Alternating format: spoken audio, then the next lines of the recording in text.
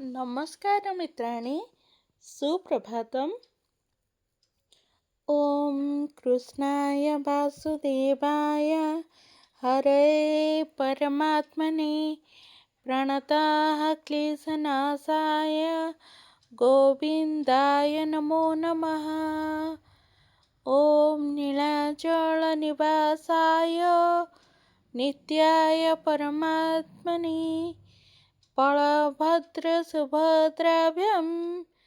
जगन्नाथाय ते नमः। जय जगन्नाथ।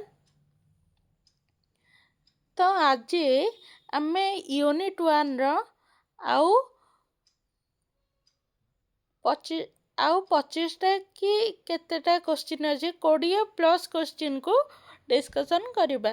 काली आम यूनिट 1 संस्कृत भाषार कौन आवश्यकता रही आउ केतोटी भाषा विज्ञान रही भाषा विज्ञान रे आम कौन अध्ययन करुचे समस्त विषय भल भाव आलोचना करथिले। आज आम भाषा विज्ञान केतोटी अंक अच्छी संस्कृत भाषार सांस्कृतिक महत्व कौन ऐतिहासिक महत्व कौन से विषय रे मध्य आलोचना करवा। तो आज पाखापाखी 29टा क्वेश्चन अच्छी। ठीक अच्छे 29टा क्वेश्चन कहार केतेटा ठीक है मत कमेंट बॉक्स रे लिखिकी जनइब। जदि वीडियो भल लगिला ताले वीडियो को लाइक भी करिवो, शेयर करिवो, नुआ थिले चैनल रे सब्सक्राइब करिवो। आउ जदि वीडियो भल लगिला किछि वीडियो रे किछि असुविधा है कि क्वेश्चन रे किछि इम्प्रूवमेंट कराई परिबो कि कौन से प्रकार डाउट रहिला ताहले मध्य मते कमेंट बॉक्स रे जनइब। कारण गोटे गोटे वीडियो करबा पय केते कष्ट लागुची, केते समय लागुची, केते जिनिस भाबी चिंती के करिया को पडुची, कंटेंट तैयारी करिया को पडुची, पीडीएफ बनेया को पडुची, केते समय लागुची, केते कष्ट लागुची तमे सब जानि पारुथबो। तमे गोटे गोटे लाइक कले किंबा कमेंट कले आमको कौन प्रेरणा मिलिबो जे आमे आगो को तम पय अधिक अधिक क्लास आनी परिबु, अधिक कंटेंट अधिक भल कंटेंट थिबा क्लास आनी परिबु हला, जेमिति तमे माने बहुत भल भाबरे बुझी परिबो। तेणु जदि भल लागिबो वीडियो को निहाती भाबरे गोटे गोटे लाइक करिवो। ठीक अछि। ताले प्रथम क्वेश्चन कौन संपूर्ण भाषा ध्वनि आश्रिता भवति इति कथनम कस्य विषयस्य अस्ति। ताहले संपूर्ण भाषा जेतिक आमर भाषा रही समस्त होची ध्वनि को आश्रय करिसेंती, अनुसरण करुसेंती। यह केउ विज्ञानर अंश विशेष अटे। पद विज्ञानम, ध्वनि विज्ञानम, वाक्य विज्ञानम ना अर्थ विज्ञानम। जेहेतु आमको कौन कही जे संपूर्ण भाषा ध्वनिर आश्रित ध्वनि विषय कह जाइए, तेणु एटा कौन हम ना ऑप्शन बी ध्वनि विज्ञान। तापर क्वेश्चन ध्वनि उत्पत्ति है मुख्य उपकरणम किम। ध्वनि मुख्य भावरे अधिकांश भावरे केउठारु उत्पन्न होता है, तार साधन केउटी नेत्रम, कर्णः, मुखम ना हस्तः, आखिरु, कानरु, मुहरु ना हाथरु केउठारु ध्वनि उत्पन्न होता है ना ऑप्शन सी मुखम। मुहरु ध्वनि सृष्टि होता है बोली हमें समस्त जानिचे। ठीक अछि। तापरे 3 नंबर क्वेश्चन कौन ना पदानाम अध्ययनम कस्मिन विज्ञाने क्रियते। पद मानकर अध्ययन संपर्क रे केउ विज्ञान रे कहा जाइछि। ध्वनि विज्ञाने, पद विज्ञाने, अर्थ विज्ञाने ना वाक्य विज्ञाने। आमे जानिचे आमर भाषा विज्ञान केतोटी रही ना 5टी रही। ऐतिहासिक भाषा विज्ञान, संरचनात्मक भाषा विज्ञान, प्रायोगिक भाषा विज्ञान आउ वर्णनात्मक भाषा विज्ञान आउ तुलनात्मक भाषा विज्ञान। एहीपरि भाବରେ 5टी भाषा विज्ञान रही। सही 5टी भाषा विज्ञानर 4टी अंग रही है। भाषा विज्ञान 4टी अंक रही कौन कौन ना ध्वनि विज्ञान, पद विज्ञान, अर्थ विज्ञान आउ वाक्य विज्ञान। क्वेश्चन कौन देइछि ना ता भितरु କେଉଁ ବିଜ୍ଞାନରେ ଆମର ପଦମାନଙ୍କ ବିଷୟରେ ଆମେ ପଢ଼ିଥାଉ, ଜାଣିବାକୁ ପାଇଥାଉ। ଯେହେତୁ ପଦମାନଙ୍କ ବିଷୟରେ ଜ୍ଞାନ ଆହରଣ କରିବାକୁ କହିଛି, ତାହେଲେ କ'ଣ ହେବ ନା ଅପସନ୍ ବି ପଦ ବିଜ୍ଞାନ ହେଲା। ଦେଖ, ଅନେକ ପଦାନାମ ସାର୍ଥକ ସମୂହ କହ ଉଚ୍ୟତେ। ଅନେକ ପଦମାନଙ୍କୁ ନେଇକି ଅନେକ ପଦମାନଙ୍କର ସମୂହରେ କ'ଣ ସୃଷ୍ଟି ହୋଇଥାଏ? ବର୍ଣ୍ଣଃ, ପଦମ୍, ବାକ୍ୟମ୍ ନା ଧାତୁ। ଅନେକ ପଦମାନଙ୍କର ସମ୍ମିଶ୍ରଣରେ କ'ଣ ଗଠନ ହୋଇଥାଏ ନା ଅପସନ୍ ସି ବାକ୍ୟମ୍। ତାପରେ ଶବ୍ଦାର୍ଥ ସମ୍ବନ୍ଧସ୍ୟ ଅଧ୍ୟୟନମ୍ କସ୍ମିନ୍ ବିଜ୍ଞାନେ ଭବତି। ଶବ୍ଦ ଓ ତାର ଅର୍ଥ ମଧ୍ୟରେ କ'ଣ ସମ୍ବନ୍ଧ ରହିଛି, ଶବ୍ଦ ଓ ଅର୍ଥ ଦୁଇ ଜଣ ଯାକ କେମିତି ପରସ୍ପର ପରିପୂରକ, ସେହି ବିଷୟରେ ଯେଉଁ ଅଧ୍ୟୟନ କରିଥାଉ ସେଇଟା କେଉଁ ବିଜ୍ଞାନରେ ରହିଅଛି? ଅର୍ଥ ବିଜ୍ଞାନେ, ଧ୍ୱନି ବିଜ୍ଞାନେ, ପଦ ବିଜ୍ଞାନେ ନା ବାକ୍ୟ ବିଜ୍ଞାନେ। ଯେହେତୁ ଶବ୍ଦ ଆଉ ଅର୍ଥ ଭିତରେ କ'ଣ ସମ୍ବନ୍ଧ ରହିଛି ଆମେ ଜାଣୁଛେ, ସେଇ ବିଷୟରେ ଅଧ୍ୟୟନ କରୁଛେ, ତାହେଲେ ଏଇଟା କ'ଣ ହେବ ନା ଅପସନ୍ ଏ ଅର୍ଥ ବିଜ୍ଞାନେ। ତାପରେ ଆସିଲା ଭାଷାୟାଃ ବର୍ଗୀକରଣସ୍ୟ ମୁଖ୍ୟ ଭେଦୌ ସ୍ତଃ। ଭାଷାର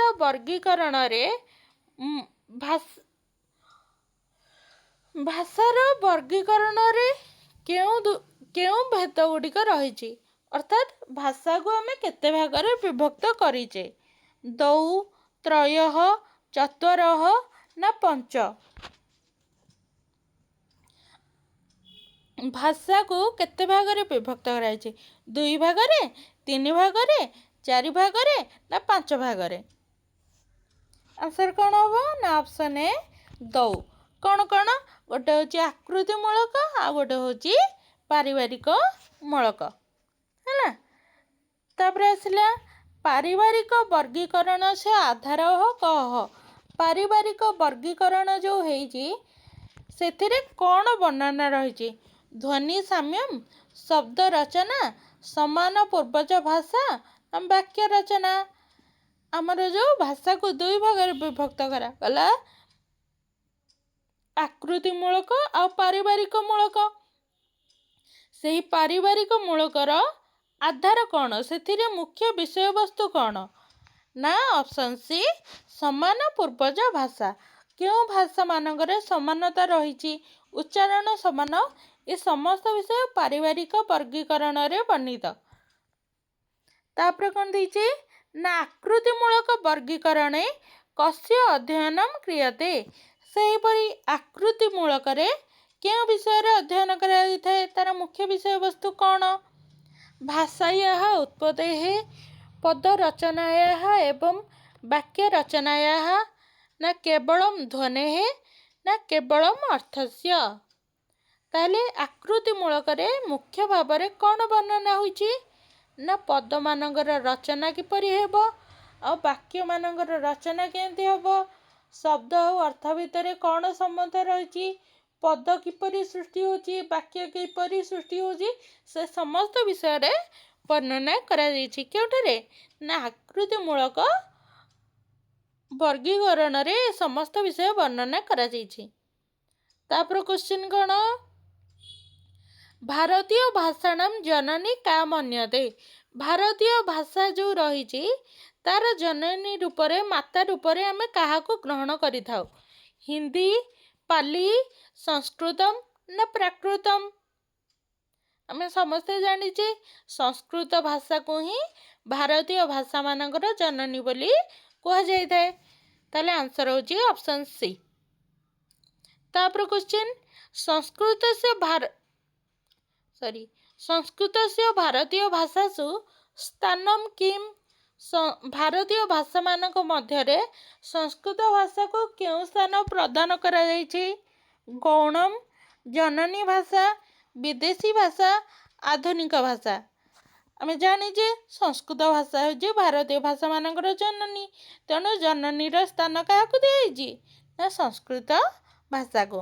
option B is the right answer. तापरे संस्कृतस्य सांस्कृतिक महत्त्वं किम्? संस्कृतर सांस्कृतिक महत्त्व कौन? केवलं धार्मिकं, केवलं साहित्यिकं, भारतीय संस्कृतेः आधारः ना केवलं प्राचीन भाषाः? ताहले सांस्कृतिक महत्त्व दृष्टिରୁ संस्कृत भाषा कौन ना भारतीय संस्कृतेः आधार। भारतीय संस्कृति को किपरि रक्षा करा जाई परिवो, तार आधार कौन, भारतीय संस्कृति को आमे किपरि जानी परिबा, संस्कृति और परंपरा विषय सम्यक ज्ञान मैं संस्कृत भाषा ही आहरण करिथाउ। तापरे संस्कृति इति शब्द कस्मात् धातोः निष्पन्नः? संस्कृति शब्दटी केउं धातुरु निष्पन्न होइछि, सृष्टि होइछि? कृ धातोः, गम धातुः, भू धातुः ना पठ धातुः? आंसर देखा जाउछि? ताले आंसर कौन ना ऑप्शन ए कृ धातुः।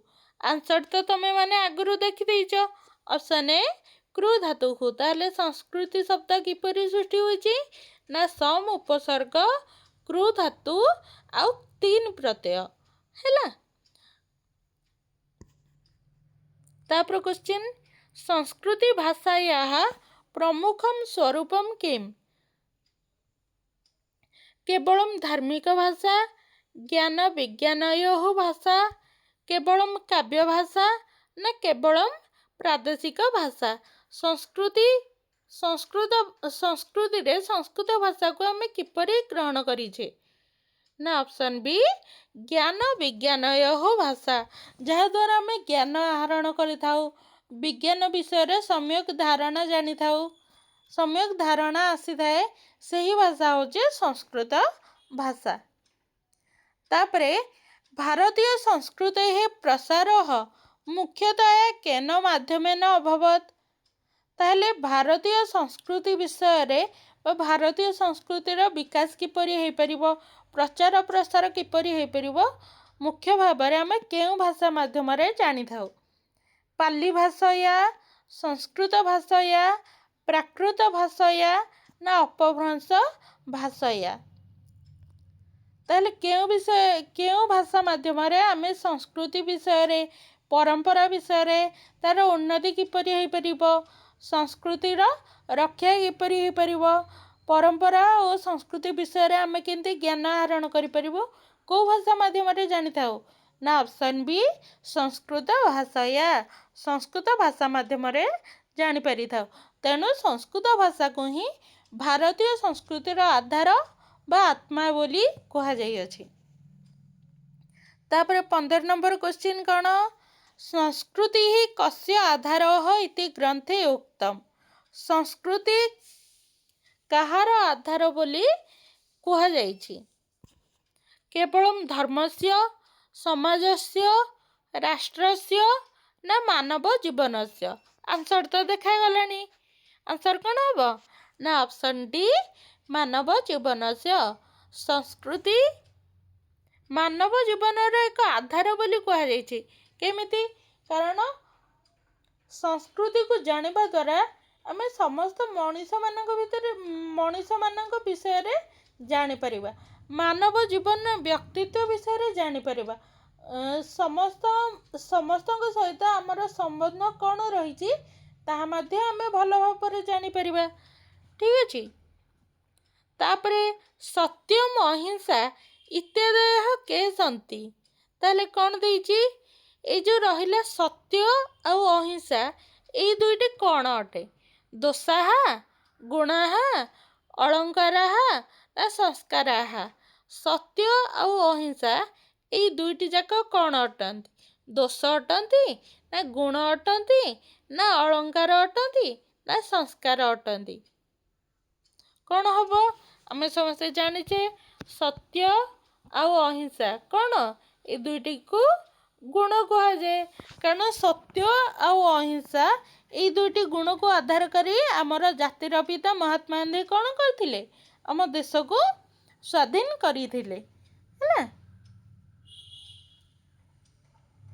भारतीय संस्कृति है प्रमुख गुण कह? भारतीय संस्कृति रे मुख्य गुण भाव रे काहाको ग्रहण करा जाइछे ହିଂସା ଅସତ୍ୟମ୍ ସତ୍ୟମ୍ ନା ଦ୍ୱେଷଃ। ହିଂସା ମାନେ କ'ଣ? ମାଡ଼ପିଟ କରିବା। ଅସତ୍ୟମ୍ ମାନେ ମିଛ କହିବା। ଅସତ୍ୟମ୍ ମାନେ ମିଛ କହିବା। ସତ୍ୟମ୍ ମାନେ ସତ କହିବା। ଦ୍ୱେଷଃ ମାନେ କଳି ଝଗଡ଼ା କରିବା ସମସ୍ତଙ୍କ ସହିତ। କ'ଣ ହବ? ତାହେଲେ ଗୁଣ ଭାବରେ କାହାକୁ ଗ୍ରହଣ କରାଯାଇଛି? ନା ଅପସନ୍ ସି ସତ୍ୟମ୍। ସବୁବେଳେ ଆମେ ସତ କଥା କହିବା। ଆମର ସ୍କୁଲରେ ବି ଶିଖା ହେଉଛି। କ'ଣ ଶିଖା ହେଉଛି? ନା ସର୍ବଦା ସତ୍ୟ ବଚନ କହିବ। ଠିକ୍ ଅଛି। ତାହେଲେ ସତ୍ୟ ହେଉଛି ସବୁଠାରୁ ମୁଖ୍ୟ ଗୁଣ। ତାପରେ ସଂସ୍କୃତ ଭାଷା କସ୍ୟ ସଂରକ୍ଷଣେ ମହତ୍ତ୍ୱପୂର୍ଣ୍ଣ अस्ति। ସଂସ୍କୃତ ଭାଷା କାହାର ସଂରକ୍ଷଣ କରିଥାଏ? କାହାର ସଂରକ୍ଷଣ କରିବାରେ ଗୁରୁତ୍ୱପୂର୍ଣ୍ଣ ଭୂମିକା ଗ୍ରହଣ କରିଥାଏ? ଭାରତୀୟ ସଂସ୍କୃତେଃ କେବଳମ୍ ସାହିତ୍ୟସ୍ୟ କେବଳମ୍ ଇତିହାସସ୍ୟ ନା କେବଳମ୍ ଧର୍ମସ୍ୟ। ତାହେଲେ ଆମେ ପୂର୍ବରୁ ବି ପଢ଼ିଛେ ଯେ ଭାରତୀୟ ସଂସ୍କୃତିର ସଂରକ୍ଷିକା ବା ଆତ୍ମା ରୂପରେ ବା ଆଧାର ରୂପରେ ସଂସ୍କୃତ ଭାଷାକୁ ଆମେ ଗ୍ରହଣ କରିଥାଉ। ତାହେଲେ ସଂସ୍କୃତ ଭାଷା କାହାର ରକ୍ଷଣରେ ମହତ୍ତ୍ୱପୂର୍ଣ୍ଣ ଭୂମିକା ଗ୍ରହଣ କରିଥାଏ? ନା ଭାରତୀୟ ସଂସ୍କୃତେଃ। Option A is the right answer. ତାପରେ ସଂସ୍କୃତେନ ସୁସମ୍ପନ୍ନମ୍ ଭାରତମ୍ ଇତି ବାକ୍ୟସ୍ୟ ଆଶୟः କଃ। ସଂସ୍କୃତମ୍ ଭାରତସ୍ୟ ଗୌରବମସ୍ତି। ସଂସ୍କୃତମ୍ କେବଳ ପ୍ରାଚୀନ ଭାଷା। ସଂସ୍କୃତମ୍ କଠିନ ଭାଷା ନା ସଂସ୍କୃତମ୍ ଅନୁପଯୋଗୀ। ତାହେଲେ କ'ଣ ଦେଇଛି? ନା ସଂସ୍କୃତେନ ସୁସମ୍ପନ୍ନମ୍ ଭାରତମ୍। ସଂସ୍କୃତ ଭାଷା ଦ୍ୱାରା ଆମର ଭାରତ ସୁସମ୍ପନ୍ନ ହୋଇପାରିଛି, ବିକାଶ ଲାଭ କରିଅଛି। ତାହେଲେ ଏଇ ବାକ୍ୟର ଅର୍ଥ କ'ଣ? ନା ଅପସନ୍ ଏ ସଂସ୍କୃତମ୍ ଭାରତସ୍ୟ ଗୌରବମ୍ अस्ति। ସଂସ୍କୃତସ୍ୟ ଅଭାବେ ଭାରତସ୍ୟ कीदृशी ଅବସ୍ଥା ଭବିଷ୍ୟତି। ଯଦି ସଂସ୍କୃତ ଭାଷାର ଅଭାବ ହେବ, କେହି ସଂସ୍କୃତ ଭାଷାକୁ ପଢ଼ିବେ ନାହିଁ, ସଂସ୍କୃତ ଭାଷା ବିଷୟରେ ଜାଣିପାରିବେ ନାହିଁ, ତାହେଲେ ଆମର ଭାରତରେ କେଉଁ ଅବସ୍ଥା ହେବ? ଉନ୍ନତି ଗୌରବ ବୃଦ୍ଧି ସାଂସ୍କୃତିକ ହାନି ନା ବିଜ୍ଞାନ ବିକାଶ। ଯଦି ଲୋକମାନେ ସଂସ୍କୃତ ଭାଷାକୁ ପଢ଼ିବେନି, ସଂସ୍କୃତ ଭାଷା କ'ଣ ଜାଣିପାରିବେନି, ତାହେଲେ କ'ଣ ହେବ? ନା ଅପସନ୍ ସି ସାଂସ୍କୃତିକ ହାନି। ଯେହେତୁ ଆମର ସଂସ୍କୃତ ଭାଷା ଦ୍ୱାରା ଆମେ ଭାରତୀୟ ସଂସ୍କୃତିକୁ ରକ୍ଷା କରିପାରିବା, ଭାରତୀୟ ସଂସ୍କୃତିର ପ୍ରଚାର ପ୍ରସାର କରିପାରିବା, ତା'ର ବିକାଶ କରିପାରିବା। ଯଦି ସଂସ୍କୃତ ଭାଷା ହିଁ ରହିବନି, ତାହେଲେ ଆମ ସଂସ୍କୃତିର ମଧ୍ୟ ହାନି ହେବ, କ୍ଷୟ ଘଟିବ। ତାପରେ 21 ନମ୍ବର କ୍ୱେଶ୍ଚିନ୍, ମାନବ ସଭ୍ୟତାୟାଃ ବିକାଶେ କସ୍ୟ ମହତ୍ତ୍ୱମ୍ ବର୍ତ୍ତତେ। ମାନବ ସଭ୍ୟତାର ବିକାଶରେ କିଏ ମହତ୍ତ୍ୱପୂର୍ଣ୍ଣ ଭୂମିକା ଗ୍ରହଣ କରିଛି, ସାହାଯ୍ୟ କରିଛି? ଅଲରେଡ଼ି ଆନ୍ସର୍ ତ ଦେଖାଗଲାଣି। ହଉ ଛାଡ଼। ଭାଷାୟାଃ ଧନସ୍ୟ ଯୁଦ୍ଧସ୍ୟ ନା ବ୍ୟାପାରସ୍ୟ। ତାହେଲେ ମାନବ ସଭ୍ୟତାର କିପରି ଭାବରେ ବିକାଶ ହୋଇପାରିବ? ମାନବ ସଭ୍ୟତା ନିଜର ବିଚାର ବିନିମୟ କିପରି କରୁଛନ୍ତି, ଭାବ ପରିପ୍ରକାଶ କିପରି କରିପାରୁଛନ୍ତି, ସେଥିପାଇଁ ମୁଖ୍ୟ ଭୂମିକା କିଏ ଗ୍ରହଣ କରିଥାଏ? ନା ଅପସନ୍ ଏ ଭାଷା ମୁଖ୍ୟ ଭୂମିକା ଗ୍ରହଣ କରିଥାଏ। ତାପରେ ସଂସ୍କୃତ ଭାଷା କେଷାଂ ବିକାଶେ ସହାୟକः अस्ति। ସଂସ୍କୃତ ଭାଷା କାହାର ବିକାଶରେ, କାହାର ଉନ୍ନତିରେ ସହାୟକ ବା ସାହାଯ୍ୟ କରିଥାଏ? କେବଳମ୍ ଧାର୍ମିକ କ୍ଷେତ୍ରେ, ବୈଦିକ ମାନସିକ ସାମାଜିକ ରାଜନୀତିକ ସାଂସ୍କୃତିକ କ୍ଷେତ୍ରେଷୁ ନା କେବଳମ୍ ସାହିତ୍ये ନା କେବଳମ୍ ଶିକ୍ଷାୟାମ୍। ତାହେଲେ ସଂସ୍କୃତ ଭାଷା କେଉଁ କ୍ଷେତ୍ରରେ ସାହାଯ୍ୟ କରିଥାଏ?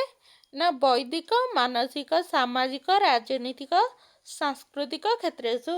ସମସ୍ତ କ୍ଷେତ୍ରରେ ସଂସ୍କୃତ ଭାଷା ସହାୟକ ପ୍ରଦାନ କରିଥାଏ। ବ୍ୟକ୍ତିତ୍ୱ ବିକାଶେ କସ୍ୟ ଯୋଗଦାନ ମହତ୍ତ୍ୱପୂର୍ଣ୍ଣମ୍। ବ୍ୟକ୍ତିତ୍ୱ ବିକାଶରେ କିଏ ଆମକୁ ସାହାଯ୍ୟ କରିଥାଏ ବା କାହାର ଯୋଗଦାନ ରହିଅଛି? ଭାଷାୟାଃ ଧନସ୍ୟ ବଳସ୍ୟ ନା ଶସ୍ତ୍ରସ୍ୟ। ତାହେଲେ ବ୍ୟକ୍ତିତ୍ୱ ବିକାଶରେ କିଏ ଆମକୁ ସାହାଯ୍ୟ କରିଥାଏ? ନା ଅପସନ୍ ଏ ଭାଷା।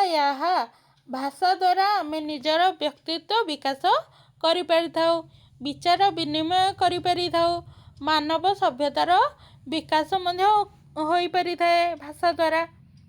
ଠିକ୍ ଅଛି। ତାପରେ 24 ନମ୍ବର କ୍ୱେଶ୍ଚିନ୍, ଭାରତୀୟାନାଂ ଶ୍ରଦ୍ଧାନୁସାରମ୍ ସଂସ୍କୃତ ବାଣୀ କୁତ୍ରତଃ ପ୍ରାପ୍ତା। ତାହେଲେ କ'ଣ ଦେଲା?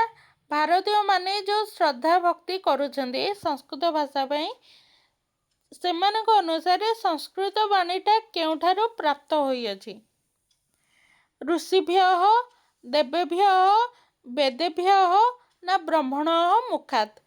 ସଂସ୍କୃତ ଭାଷାର ସୃଷ୍ଟି କେଉଁଠାରୁ ହୋଇଅଛି ବୋଲି ଭାରତୀୟମାନେ ବିଶ୍ୱାସ କରିଥାନ୍ତି? କେଉଁଠାରୁ? ନା ଅପସନ୍ ଡି ବ୍ରହ୍ମଣଃ ମୁଖାତ୍। ହେଲା। ତାପରେ ସଂସ୍କୃତମ୍ ପ୍ରାଚୀନତମ ଭାଷା ଇତି କିମರ್ಥମ୍ ଉଚ୍ୟତେ? ସଂସ୍କୃତକୁ ସବୁଠାରୁ ପୁରାତନ ଭାଷା ବୋଲି କାହିଁକି କହିଥାଉ? ସା ନବୀନ ଭାଷା अस्ति, ସା ଅତ୍ୟନ୍ତ ପ୍ରାଚୀନ ଭାଷା अस्ति, ସା କେବଳମ୍ ଭାରତେ ବର୍ତ୍ତତେ, ନା ସା ଲୁପ୍ତ ଭାଷା? ତାହେଲେ କ'ଣ ଦେଇଛି? ନା ସଂସ୍କୃତକୁ ପ୍ରାଚୀନତମ ଭାଷା କ'ଣ ପାଇଁ କହୁଛେ? ନା ସା ଅତ୍ୟନ୍ତମ୍ ପ୍ରାଚୀନ ଭାଷା अस्ति, ପୁରାତନ କାଳରୁ ଅଦ୍ୟାବଧି ପର୍ଯ୍ୟନ୍ତ ଏହା ପ୍ରଚଳିତ ହୋଇ ଆସୁଅଛି। Option B is the right answer. ତାପରେ ବେଦାଃ ମୁଖ୍ୟତୟା କସ୍ମିନ୍ ଭାଷାୟାଃ ରଚିତା? ବେଦ ଗୁଡ଼ିକୁ ଆମେ କେଉଁ ଭାଷାରେ ରଚନା କରିଛେ, ବା ବେଦ ଗୁଡ଼ିକୁ ଆମେ ତ ରଚନା କରିନେ, ବେଦ ଗୁଡ଼ିକ ଯେଉଁ ରଚନା ହୋଇଛି ସେଗୁଡ଼ିକ କେଉଁ ଭାଷାରେ ରଚନା ହୋଇଛି? ପାଲି ଭାଷାୟାମ୍, ପ୍ରାକୃତ ଭାଷାୟାମ୍, ସଂସ୍କୃତ ଭାଷାୟାମ୍ ନା ଅପଭ୍ରଂଶ ଭାଷାୟାମ୍? ଯେହେତୁ ବେଦ କ'ଣ ଆମର ବିଶ୍ୱର ପ୍ରଥମ ଗ୍ରନ୍ଥ, କାହାକୁ ଗ୍ରହଣ କରାଯାଇଛି? ନା ବେଦକୁ। ଯେହେତୁ ବେଦ ହେଉଛି ବିଶ୍ୱର ପ୍ରଥମ ଗ୍ରନ୍ଥ, ଆଉ ପୁରାତନ ଭାଷା କିଏ? ସଂସ୍କୃତ ଭାଷା। ତେଣୁ ବେଦ ଗୁଡ଼ିକ କେଉଁ ଭାଷାରେ ରଚନା ହେଇଛି? ନା ଅପସନ୍ ସି ସଂସ୍କୃତ ଭାଷାୟାମ୍। ତାପରେ କେତେ ନମ୍ବର ଗଲା? 26।